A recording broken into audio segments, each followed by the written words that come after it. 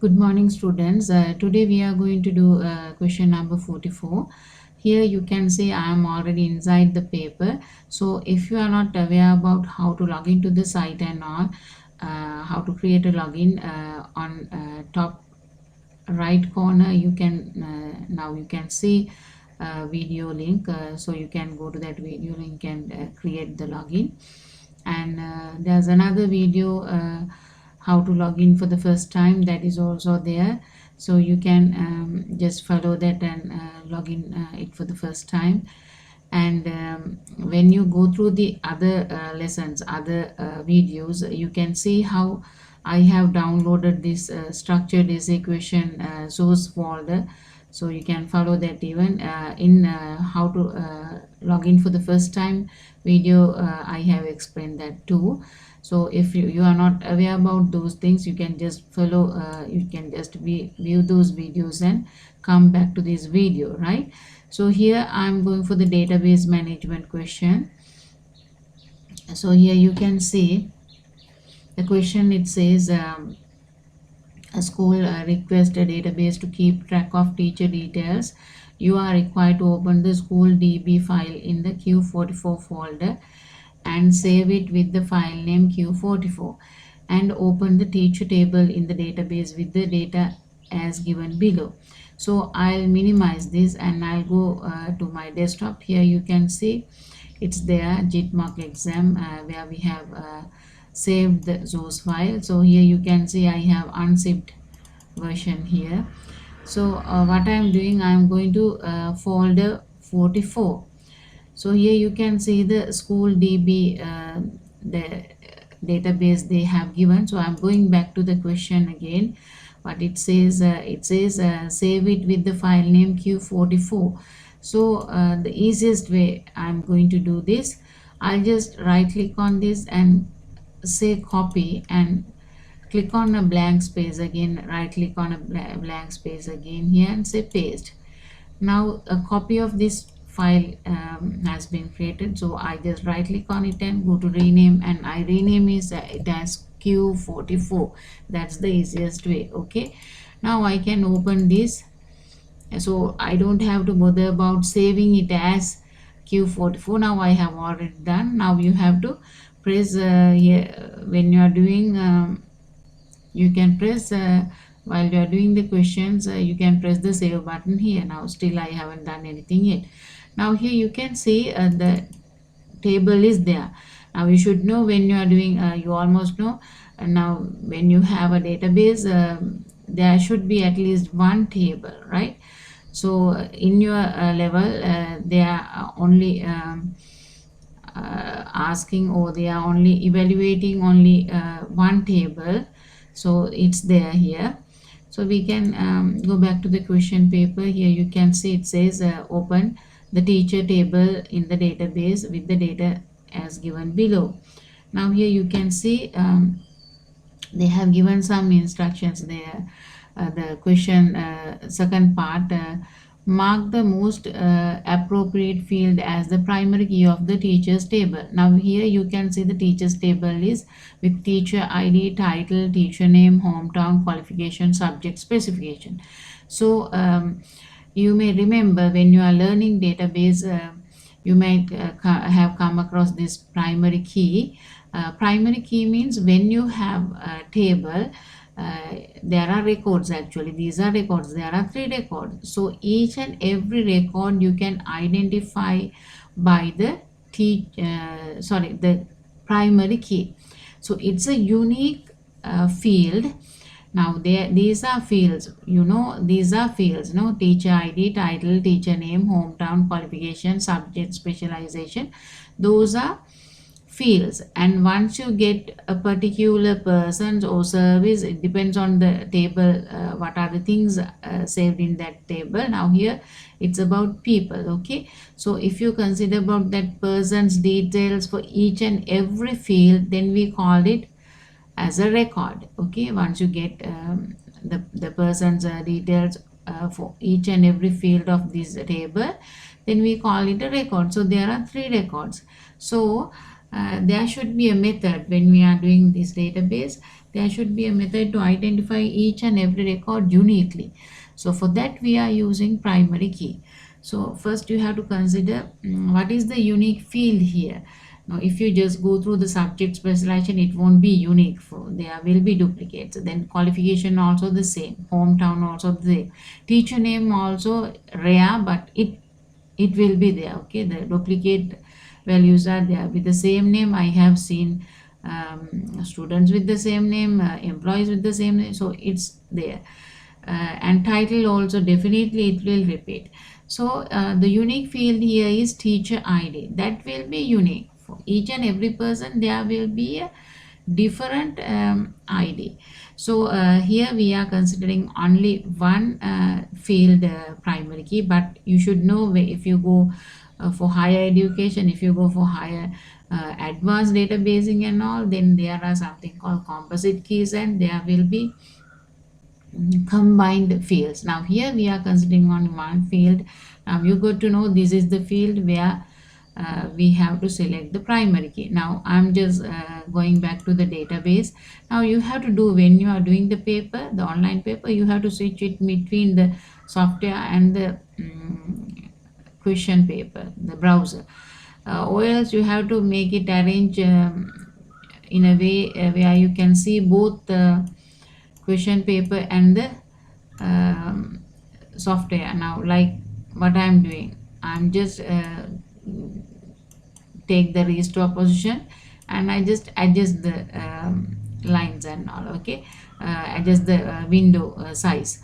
Now here you can see I'm in the, now just for clarity, like just to see a clear view, I'm just close that browser window. Now here you can see I'm in the database Q44. Microsoft Access is there, and see the tables. I have just double click on it. I have opened the table. You can see teacher ID, title, the table is there. So if you want to assign a primary key for this, you can't do it in this view. This is we call data sheet view, where you can enter the data. Here you can see there's something like a design. This we call design. Okay, a view design mode. You can click on this and you will come to design mode. So here you can see there's a primary key here, so you can select the relevant field and click on this primary key, or else you can right click on the relevant field and you can say primary key. So there will be a key in front. Now you might think, where are those data here? But the data will come on data sheet view. This is the design view. Okay, what is this field, what is the data type, what are the field properties for that data type, and those kind of things you can view in the design mode. Now here again the data sheet or data table view is there, so I can click on that. Once I click on it, I have done some changes for the design mode. So it's asking to save the design mode, the table, so I say yes. Or else if I just change the primary key and if I press this save button, that message won't come. So now I have assigned the primary key. So we'll go back to the question part 2.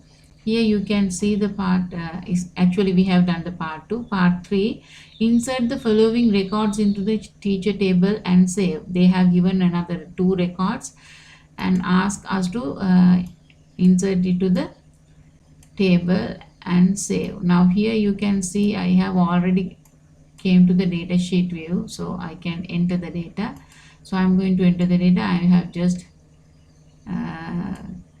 restore the database window and keep it on top of the browser window, so I can easily view and type this. So I'm going to do that. 4567, the teacher ID, then this is Mrs. Then I'll type company dias,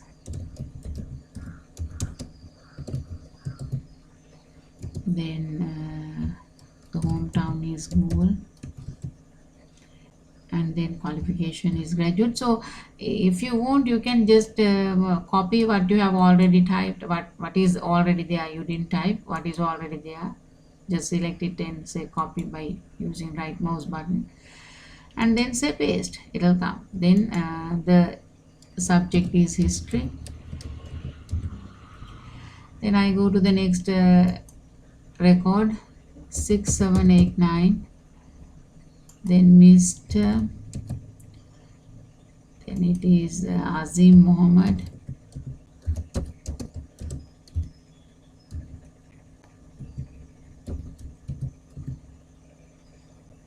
then Ampara is the hometown, then he is also a graduate. I have already once saved the copied, it's there since I haven't done in between something. So here science is there, the subject is science. Now I have done it, I have to save. I can save it using this save button.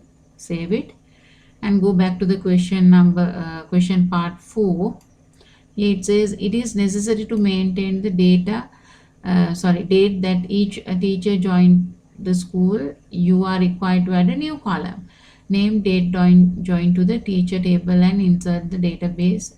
Insert the days as given below with respect to each teacher record. Save the table. Now here if you go to this place, now earlier I have told when you are doing a table, you have to go to design mode and design what is the data type and the field properties and all. But here you don't have to do like that. You should know, without going to the design view, even in data sheet view we can create tables. Okay, so what they are doing, they are automatically taking what you are entering as the data type and save those things. Now here I'm going to do something like that. The already created data table is there, and here you can say add new field, because they haven't given any details about what is the data type and all those stuff, but only some data to enter, the date joined. Okay, so what I'm going to do, I'm going to add a new field here. You can just double click on the heading, it should be date joined. So I'm just typing this. Then you can see the data what we have to enter here. So I'm going to enter it.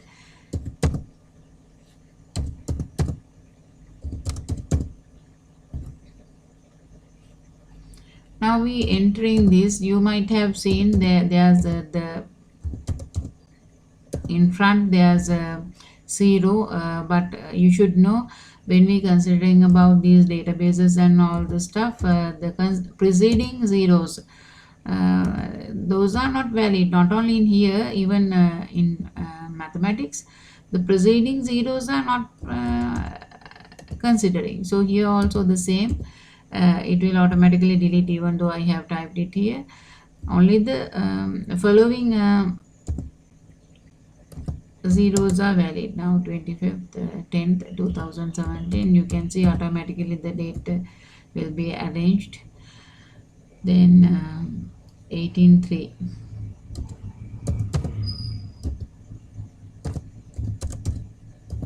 Okay, you can see how it has been done.